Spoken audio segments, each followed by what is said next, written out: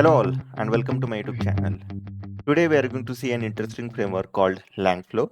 So Langflow is an open source framework which helps us quickly build the AI application. So as you can see, Langflow empowers developers to rapidly prototype and build AI application with user-friendly visual interface. And also it supports the important functionality beyond large language model. It also supports the functionality like agents and model context protocol, meaning you can build end-to-end application with the help of Langflow, that too without writing a single line of code. So it provides a low-code, no-code platform, meaning you can just drag and drop the components that are required in order to build your project. And there are basic flows that are already available. You can reutilize those flows and you can quickly build the application. So if you are a starting developer, so if you are new to the AI world and if you are just started learning the AI, this platform is going to change your life completely, because this provides a very smooth integration of different large language models, different external toolings. You can integrate quickly by just dragging and dropping the components into the workflow. So let's see how exactly we can build the workflows with the help of Langflow. So let's understand basics of Langflow first. So as you can see, it is an open source Python based customized framework for building AI application, and also it supports agents and MCP, and it does not require you to use any specific LLMs. So you can easily integrate your different large language models and the vector stores into the Langflow. And again, like you no need to deploy any external applications like large language models. You can directly deploy those applications from this particular Langflow itself. So we'll see how exactly it works. And also the visual editor simplifies prototyping of application workflows, which enables developer to quickly run their ideas into the solution. So instead of wasting time in writing multiple lines of code, if you have any idea, you can easily bring that idea to the world by just using this particular framework. So let's see how exactly we can install the Langflow. So again, like there are 4 ways with which you can go ahead and install the Langflow. The first one is obviously the recommended one is Langflow desktop, where you can go ahead and download the desktop version into your local and then you can install that. Then we have a Docker where you can pull the Docker image and then you can execute, or then you can use that particular Docker image to run the container, which is again at the isolation, meaning you no need to download anything on your local. And then you have a Python package, which again, it provides a UV as a Python package manager with which you can easily go ahead and install the dependencies. So let me quickly show you. So we'll be going ahead and using Langflow desktop, but let me quickly show you. So you can see this is the Docker image that is available. You can just pull this image and you can start, right? Then the next one is available installing with the help of Python package. So with the help of Python package, like you can see, we have a UV Python package manager, and these are the requirements. The version should be greater than 3.10 Python version. And then you can see, you can just go ahead and install the Langflow with the help of UV. First of all, obviously, you can go ahead and create the virtual environment. The steps are very simple, and then you can go ahead and run the Langflow work. Now, but we are going ahead with the recommended way. So this is the one, Langflow desktop. Let's see how exactly we can install that. So based on your operating system, you can go ahead and install that. So let's say for Windows, there is one extra step that is required. You can go to Langflow desktop. So this is the Langflow desktop. You can fill your details and then you can go ahead and download the Langflow. So once you have downloaded the Langflow, you also need to install this Microsoft Visual Studio, because it has a dependency on C++ compiler. So you will have to install this. This requires in order to run the backend tooling. So you can go to this Visual Studio, download this and install. So you can install the free community version. And whenever you are installing, make sure you are checking the C++ compiler tooling. That is the dependencies that you need to install. So first, go ahead and install those two, Langflow desktop and the Visual Studio C++.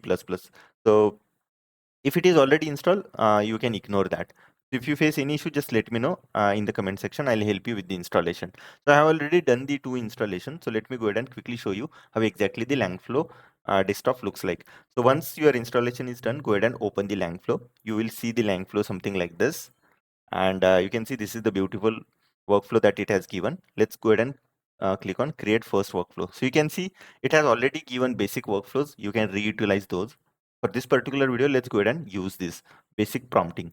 So let's click on that. You can see it has given this basic workflow with which we can build a basic prompting example. Right now, So here you can see it has given some readme information like you need to add your OpenAPI key or language model, and also you need to open the playground. So here you can see we have a playground with which we can test this particular workflow. Now you can see we have a chat input from where you can pass the input. Then you have a prompt from where you can pass a custom prompt information, and then you have this language model and the chat output. Very simple, right? Just drag and drop operation.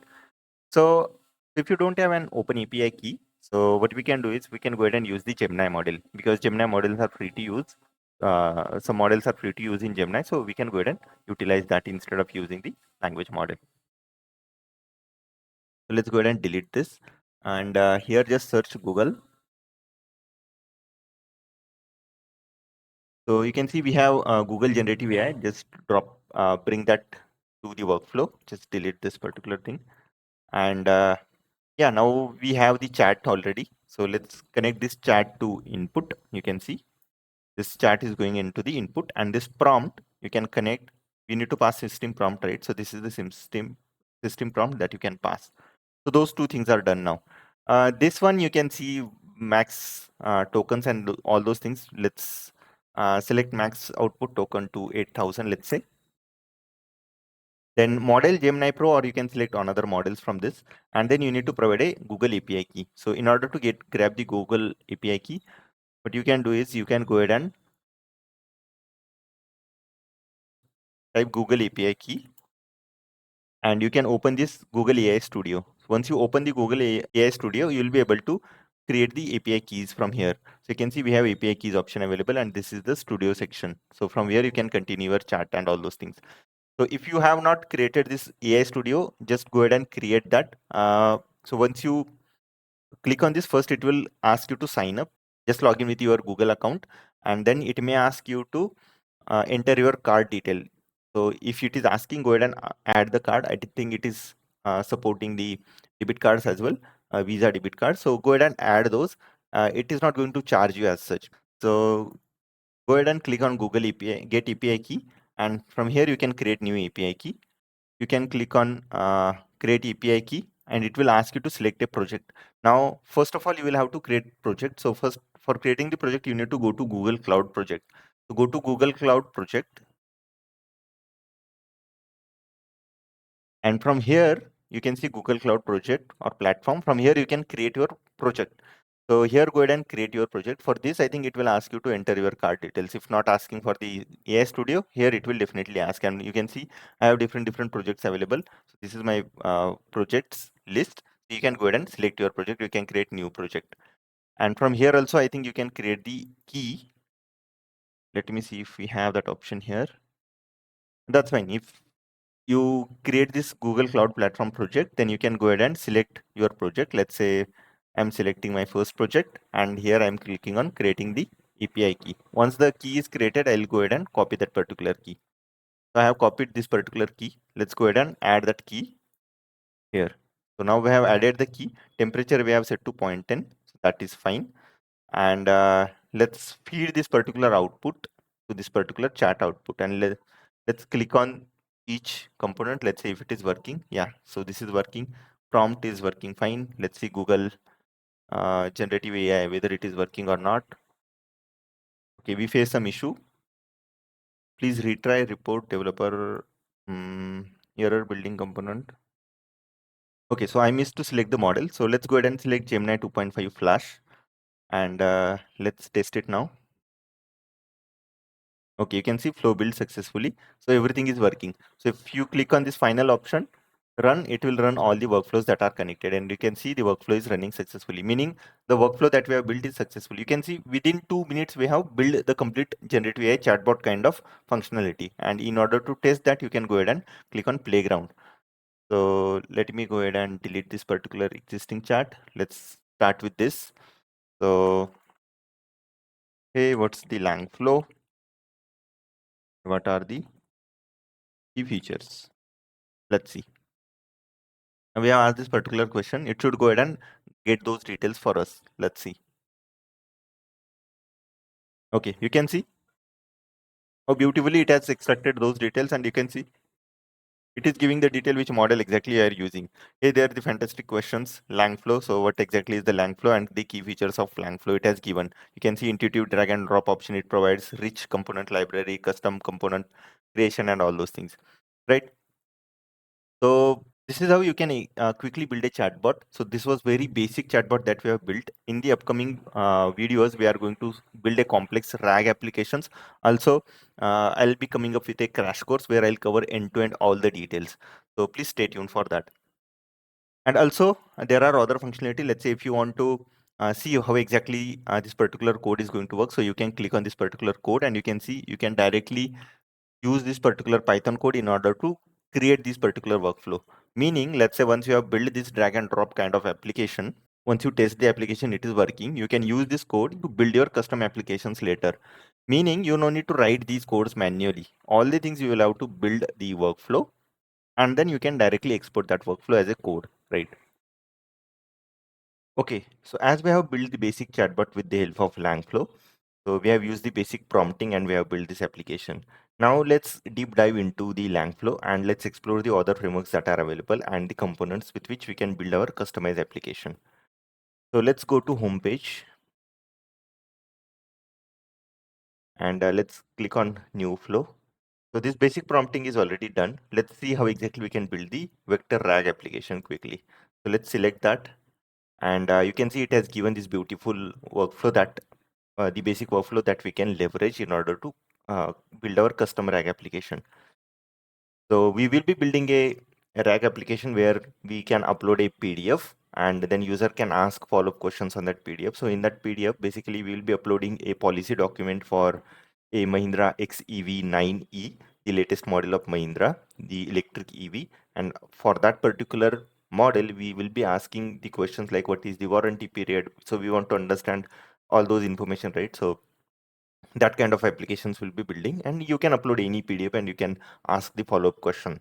So what we will be doing is, as you can see in this particular workflow, first we'll be loading the data flow. We will upload our data set. Then there will be a split text which will go ahead and chunk the data. And then we will have a LLM model which is going to embed the PDF. And then we will be storing that records into the vector store.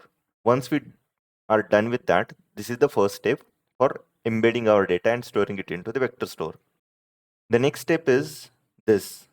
Once that is done, then we will be performing a retrieval flow, where first we will add this chat input from where we can pass the information or ask our question. Then again a large language model. Then again we will perform a search operation on the vector store. Then we can parse that particular data with the help of parser. Then we can have a prompt, the custom prompt, and then we can call the large language model and then that we can give it as a output. So this is the large language model in order to generate the final response for us. And this large language model is the embedding model that we will be using in order to embed the user query. So that's how it is going to be. So let's go ahead and start building this. So for this particular applications, we'll be using a Azure OpenAI. So we'll not be using these OpenAI embeddings directly. We'll be using Azure OpenAI models. So let's go ahead and do that. So here, first of all, let's go ahead and select Azure. So you can see Azure OpenAI embedding. So let's drag that particular option here, and then we can delete this option. Here we can say add your Azure OpenAI API. So those details will be passing here. So first of all, we'll have to add the Azure endpoint. So let's go ahead and create the Azure endpoints first. So I have logged into my Azure portal. Go to portal.azure.com and from here, let's create a Azure OpenAI service. So let's create one service quickly. So I'm creating a new resource group RG Langflow. Then I'm adding the name as Langflow project. Pricing tier, I'm going to select yes 0. This name is available. So Langflow project 01, standard pricing, and next. So let it validate and we'll quickly create that. Okay, let's go ahead and create that. So once the deployment is done, then we'll go ahead and deploy our two models. One is the embedding model and second one is the OpenAI model that we will be using for parsing the response or for generating the final response. Okay, so you can see the deployment has been completed. So let's go to the resource and let's quickly deploy the models that we want to use. So this is the Azure AI Foundry portal where we can go ahead and deploy our models. So go to deployment section, click on deploy base model. Let's select GPT-4o. So we'll be using 4o mini. I think that is more than sufficient for us. So you can see GPT-4o mini chat completion. Let's go ahead and reduce the tokens. I think 30K token is more than enough. Let's go ahead and deploy that quickly. Also go into the deployment and deploy the embedding model that is required. We'll be using text embedding 3 small. Let's go ahead and quickly deploy that. Customize, reduce the token to 50K, which is more than sufficient for us. Okay, so both the models are ready now. Now let's go ahead and copy this particular endpoint. So you can see this is the endpoint that is generated for embedding model. Let's copy this and we'll have to pass that embedding here. Now the deployment name we need to pass. So this is our deployment name.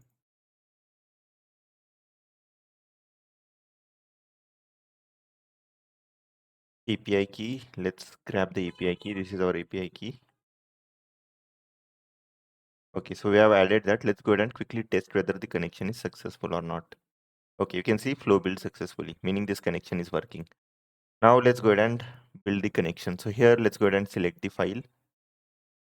So this is the file that we'll be using, warranty and service guide for XEV9E. Let's select that. So we have added that. Let's select this file and click on select file. Let me show you quickly how exactly the file looks like. So you can see this is the warranty and service information. So I have downloaded this file from internet, from the Mahindra's website. So this is the latest XCV9E model manufactured by the Mahindra, and this is the policy document for that. So we'll be asking a lot of questions. So you can see it covered a lot of other details, and it's very difficult to go through that details, read those details manually. So instead, you can go ahead and ask your questions directly to the bot. So this is done. Now we have that. So overlap chunk is 200. That is fine, meaning we will be adding overlapping chunk. So let's say if the sentence is, let's say, 1000 chunk size for a sentence, then last 200 chunks will be overlapping for next chunk. So that is helping us to give the prior knowledge what was the information that was captured for the last chunk. So that's the chunking that we add. Separator, we no need to add anything as such. Then from this particular, as you can see, this chunk, we have already connected this particular chunk to the ingest data. Let's add this embedding. This embedding we can connect to this embedding model. So you can see, as this connection is done, we need to build the AstraDB connection. So AstraDB is a vector store, which we can go ahead and add that particular connection details here. So I think, so for AstraDB, you can build some free project. So go ahead and create the account on AstraDB. You can use any of your custom databases you can use, because there is a lot of variety that is available.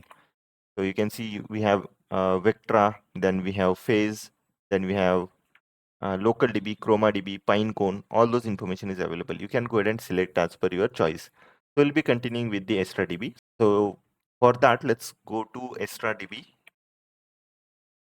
And for this particular AstraDB, go ahead and sign up with your account. So you can use your Google account to sign in.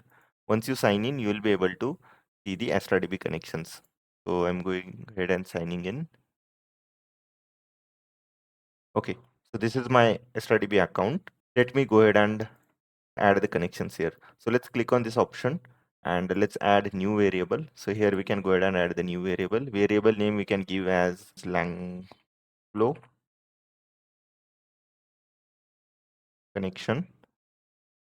So we need to pass the value. So for passing the value, as you can see, it has automatically selected this field as AstraDB application token. So there are other fields that are available here. As you can see here, the different vector store that you will be selecting, it is going to select appropriate option for with respect to that particular DB. So you can see for AstraDB, it has selected AstraDB application token. Now we just need to pass the AstraDB application token here. So let's go ahead and create that token. Here I have already created one vector DB. So let's ignore that. Let's create a database from here. You can create the database from here, or you can go to settings, and from here you can grab your token. So you can see under tokens, let's go ahead and generate new token. So select token role. We can select it as an administrator user, and expiry, let me select to 7 days. Let's click on generate token. So this is the token that it has generated. So let me go ahead and copy that. So you just need to copy this particular token value, and I'll be going ahead and deleting this particular token later on. So please do not expose your secrets. So we have added this value. Let's save the variable. So it should create the connection. You can see it has created this connection. Let's select that. Okay, as we have selected the connection, it doesn't throw any error. So it is asking us to select the database now. So let's go ahead and create a new database. Let's ignore this vector DB. So for this, let me create policy doc as a vector store. And cloud provider, you can select any cloud provider. Let me select Microsoft Azure. So, and select the option as region as West US 3. So this is the free service, meaning AstraDB is going to host your this particular policy document vector store on Azure. You no need to pay for that. So I think there are some free limits available that you can go ahead and utilize. So let's go ahead and create. Okay, so it will take some time to create that. You can see it is in pending state. So once it is created, we can go ahead and continue our further building. So let's wait for that completion. Okay, so you can see the database has been created. So it took me close to 10-15 minutes to create this particular database. So it is ready now, and it is asking us to select the collection. So let's go ahead and create a new collection. So we'll be creating a collection called, let's say, Langflow policy doc. So this is the collection name. Select method. So let's select bring your own embedding model. You can keep that as it, and dimensions, we can select 1536. Again, a standard dimensions that are available. You can select any dimensions based on your reference. So we are selecting 1536. The reason we have selected 1536 because it works really good with the text embedding model of OpenAI. So that's the reason. Let's go ahead and create that. The use schema name is not supported. Okay, so let's go ahead and change the schema name. I think the hyphens are not allowed. So let's give the name as policy schema. Select option and then 1536, and let's create it. Okay, so you can see, let's refresh this. Okay, you can see policy schema as is available. So let's select that, and let me show you on the AstraDB. So you can see this is the policy document which it has created. This is the vector store, and under that you will see the schema name. So you can see this under Data Explorer, you can see policy schema. This is the schema, and currently there is no record available, and you can see the dimension 1536 that we have given. The matrix is cosine similarity in order to find that similarity between the vectors. So let's go ahead and so our all the things are ready now. We have added the connection to connect to AstraDB vector store. We have created database. Also, we have created the collection. That is the schema. So as all those things are done, let's test one by one. So let's test first whether it is reading the uh, policy document. Yes, it is reading that. Then let's see whether the chunking is working fine. Okay, the chunking is also working fine. This model we already tested, it was working fine. Now the moment we are clicking on this run, it will run all the components one after the another. So you can see it has ran all these three components and it is running this. So hopefully it should run and upload these policy document, convert that policy document into the embedding vectors and store those embedding vectors into this particular vector store. So you can see it took close to 12 seconds, and let me go ahead and show you whether it has created or not. Let's go ahead and refresh. Okay, so in the policy schema, you can see it has created these binary vectors. And if you want to see any vector, let's click on JSON and I'll show you how exactly it has created. So you can see this is the page content that is available, the copyright information, all those things that are there. You can see defect or damage caused. Everything is it has collected into these different documents. So that's how it has stored those embeddings into this vector store. Okay, so that is ready now. Now our this part is done, where we have load the data flow, we have uploaded our policy document, and we have created the vector store. So in every RAG operation, this is the first step, where first we create the vector store, upload the embedding, and once that is done, then we can build a query part, like the retrieval part now we are going to build. So the retrieval augmented, meaning now you can see this second part. Let's say we are asking this particular question, we have added this question. Let's say this is the default question, and that question we are passing to the AstraDB. You can see, so this is the question that we are passing to AstraDB. Now here, let's go ahead and select the AstraDB connection. So this is the Langflow connection that we have created. Let's select that. I think it will ask us to select the embedding model as well, because now whatever question that user is asking, we need to embed that question as well. This embedded question plus the embedded query into the database, whenever there is these two vectors available, then we will perform a vector similarity, and then we'll find the most similar vectors, or we will retrieve the similar data that is more similar to the, or more in line with that particular vector query that user is inputting, right? So that's the reason again we need this particular embedding. And here again, let's go ahead and delete this, because we'll have to use the OpenAI embedding, Azure OpenAI embedding. So let's add that. And this embedding part, let's connect to embedding model. And here, let's go ahead and select the Azure endpoint quickly. Let's grab those details once again. This is the thing, or instead of that, you can go ahead and just copy this particular thing. Instead of copying those details again, you can copy this and you can drag this option here. Here you can add your Azure OpenAI keys. This embedding, it will go to this. This is ready now. So this part is done now. So let's see what other things that we need to add. In the LangChain, we need to select the database. So policy doc is our database, and that's it. So this is the search query which will go, and this is the parser which is going to convert that into this particular format, text format. And then we have prompt, the custom prompt that we can pass. So this is the custom prompt that we have given.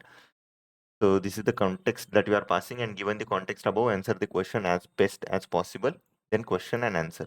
First we'll pass the context and then the question as well. This context is extracted from the RAG, the vector store information, vector store database, and then this is the user question, right?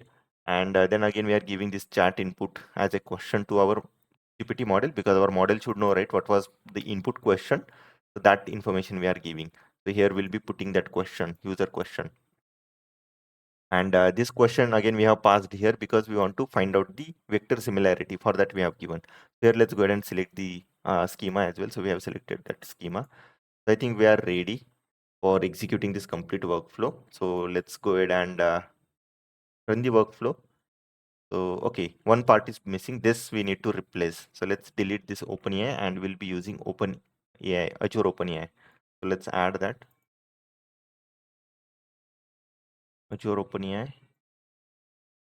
And for that, now we will be using a GPT-4o mini model, because this model is required in order to generate the final response. So let's go ahead and select that. This input, we need to pass this particular input, whatever question that is coming from the user. So that's what we have given. System message, you are a helpful assistant that help answer user question based on the policy content given to you.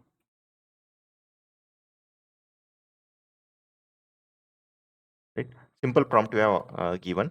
Azure endpoint, let's go ahead and grab those details. Now the details are required for the GPT-4o mini model. So let's select this model. For this model, this is our Azure endpoint. Let's copy this, add the endpoint here. The deployment name is GPT-4o mini. So this is the name. Let's go ahead and pass that name.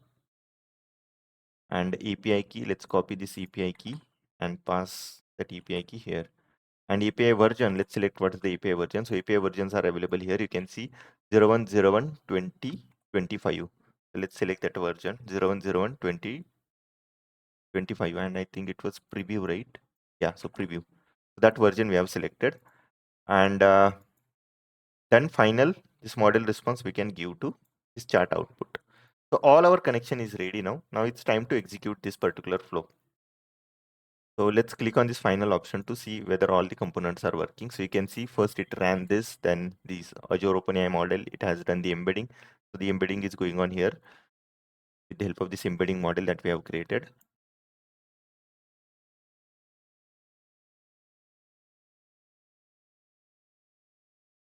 Okay, you can see that is completed. Then this parser is done. Prompt we have given. This model is also working fine. 3.18 seconds it took, and finally chat output. So everything is working fine. Now how to test that? So in order to test, let's click on playground, and you can see it has whatever query that we have given, right? What is the document is about? This is the final thing that it has given. The document is a warranty and service information guide issued by Mahindra Electric Automobile Limited. This is the version. Let's go ahead and ask some interesting question now. So let's say this is our question. What is the standard warranty period for the Mahindra XCV9E? So let's see whether it is grabbing that information from the document. Now this is the RAG operation that we have built. So it is going to answer our question based on the custom policy that we have uploaded. Okay, you can see standard warranty period for Mahindra XEV9E includes 12-month warranty for the 12-volt auxiliary battery, then 15-month sales from the manufacturing date, and all those information it has given. Let's ask further more question. Let's say, what precautions should I take while charging the XEV9E? Those details they have already given into that document. So let's see. Okay, you can see while charging the XEV9E, you should take the following precautions: avoid damage, temperature consideration, charging method. Now, these information is given by the company itself, so we should follow these instructions while charging the EV. Let's ask further question. So if let's say the user is asking question, if my car breaks down due to misuse, will it cover under warranty period? Let's see. Sorry, will it cover under warranty? Okay, you can see no. If your car breaks down due to misuse, it will not be protected under this particular warranty. So repairs required because misuse, abuse, or neglect are explicitly excluded from the warranty coverage. So that's how you can build a quick RAG application. You can see hardly it took some time for us to build the complete RAG operation. But if you see another projects available under my channel where we have covered a end-to-end RAG application we have built with the help of Azure OpenAI itself. So and with the help of AutoGen, the Agentic AI framework, then you can see that it took for us close to 1.5 hours in order to build this complete framework, write the coding, build these connections, and then come up with a final flow. So it took close to more than 1.5 hours. But here you can see within 5 to 10 minutes, we can quickly, just with the help of drag and drop option, we can go ahead and build these RAG applications or any AI application. So that's all related to the RAG application. Now we can go more deep and we can see how exactly we can leverage the agentic AI functionality that is available. So let me go ahead and save this particular workflow. And if you go to the home now, you can see this vector store RAG we have built, this basic prompting also we have done. Now the next flow, that is the simple agent flow. So as we have built these two, basic prompting and vector store RAG application, let's go ahead and build the new application that is based on the agentic AI. So let's go ahead and see what exactly is there in the simple agent. So let's click on that. You can see first they have given this readme file. So you can see first what we have is the URL, which is going to fetch content from one or more web pages following links recursively. And then the second tool that we have is calculator, which is going to perform basic arithmetic operations on a given expression. So those two tools that we have added. With simple drag and drop operation, we can add these toolings. And then we have chat input and chat output. They have given this OpenAI model. So what we can go ahead and do is we can use our another model, that is, let's say we can go ahead and use the generative AI, Google Gen AI model, right? Because those are free to use. Some of the models are free to use. So let's select that. And from here, let's select model as Gemini Flash model, 2.0 Flash. That's the model. And API key, let's go ahead and grab the API key. So as we have already captured the API key in the first activity that we have performed. So let's go ahead and grab that. So this is the API key that you can go ahead and generate on the, so you can go to your Google AI Studio, you can create an API key. So let me select one project and let's create the API key. Let's copy that and add the API key here. We have added the API key and let's select the model as Gemini 2.0 flash 001. Let's select this particular model. And then this is the prompt. You are a helpful assistant that can use tools to answer questions and perform the task. Very simple. And then max token you can ignore.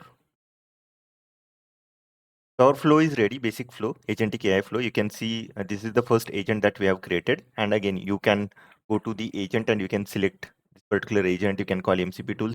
So those you can add, drag and drop into the workflow.